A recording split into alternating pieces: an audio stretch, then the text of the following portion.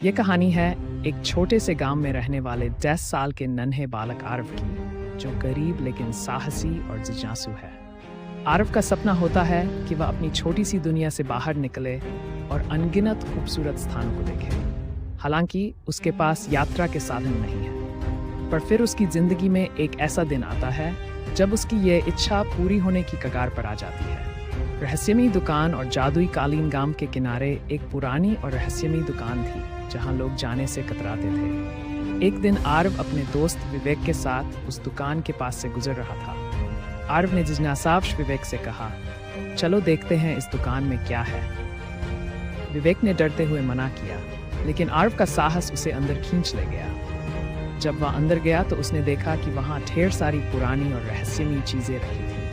तभी उसकी नज़र एक पुराने कालीन पर पड़ी। उस कालीन पर कई रंगों की कढ़ाई और नक्काशी की गई थी जो उसे बेहद आकर्षक लग रही थी। उसी समय दुकान का बूढ़ा मालिक वहां आया और बोला, ये कोई साधारण कालीन नहीं है बेटे, ये एक जादुई कालीन है जो उड़ सकता है, लेकिन याद रखना इसका उपयोग सोच समझकर ही करना। आरव ने आश्चर्यचकित होकर पूछा, यह सचमुच उड़ सकता है? दुकानदार ने मुस्कुराते हुए जवाब दिया, हाँ, लेकिन इसे दूसरों के सामने मत लाना। ये तुम्हारे लिए है, एक रहस्य के रूप में। पहली उड़ान का अनुभव घर पहुंचने पर आरव ने उस कालीन को अपने कमरे में फैलाया और उस पर बैठ गया।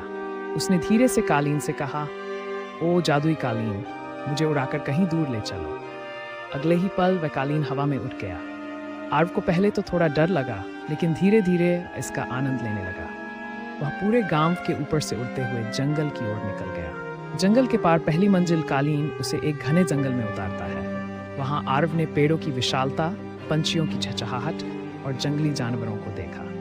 वह एक बड़े बरगद के पेड़ के पास उतरा, जहां उसे एक अनोखा जानवर मिला, एक विशाल कछुआ जो बोल सकता था।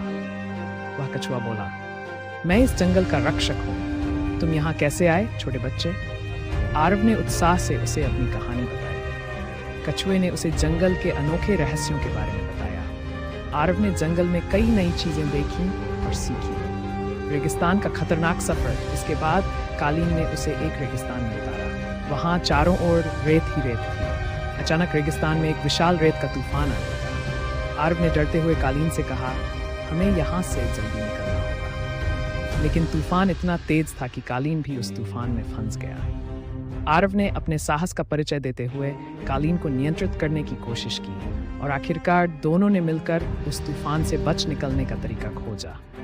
उस मुश्किल से निकलने के बाद आरव ने महसूस किया कि उसके अंदर कितना साहस और आत्मविश्वास है। जादूगरों का द्वीप, इसके बाद कालीन उसे एक रहस्यमयी द्वीप पर ले गया। वह द्वीप जादूगरों का था। वहां के जादूगर अपने मंत्रों से हवा में चीजें उड़ा रहे थे और अजीबोगरीब प्रयोग कर रहे थे। आरव को देखकर उनमें से एक जादूगर उसके पास आया और बोला, तुम कौन हो और यहाँ कैसे पहुंचे? आरव ने उन्हें अपने जादुई कालीन के बारे में बताया। जादूगर ने उसकी प्रशंसा की और उसे कुछ जादुई मंत्र सिखाए। उसने उसे एक अनमोल सीख दी, सच्ची ताकत भीतर की शक्ति और बुद्धिमानी में होती है, बाहरी जादू तो बस एक साधन है। समुद्र का अनोखा सफर, इसके बाद आरव समुद्र की यात्रा पर निकल पड़ा। समुद्र में उसे कई विशाल मछलियां, रंगीन प्रवाल और अनोखे समुद्री जीव देखने को मिले। वह एक छोटे से टापू पर उतरा, जहां उसे एक परियां मिली। परियों ने उसे अपने संसार के बारे में बताया और आरव को एक विशेष मोती उपहार में दिया, जो संकट के समय उसकी सहायता करेगा। अंधेरी गुफा का रहस्य, अंत में आरव को एक विशाल अंधेरी गुफा नजर आई। गुफा के भीतर ढेर सारी चमकदार पत्थरों से भरी हुई थी, जो अंधेरे में चमक रहे थे। लेकिन जैसे ही वह गुफा के भीतर गया, उसने महसूस किया कि यह कोई साधारण गुफा नहीं है। अंदर गुफा की गहराइयों में एक सुनहरी रेत की नदी बह रही थी। आरव ने एक बार फिर अपने साहस का परिचय दिया और धीरे धीरे गुफा में आगे बढ़ता गया। अचानक उसके सामने एक रहस्यमयी आकृति प्रकट हुई।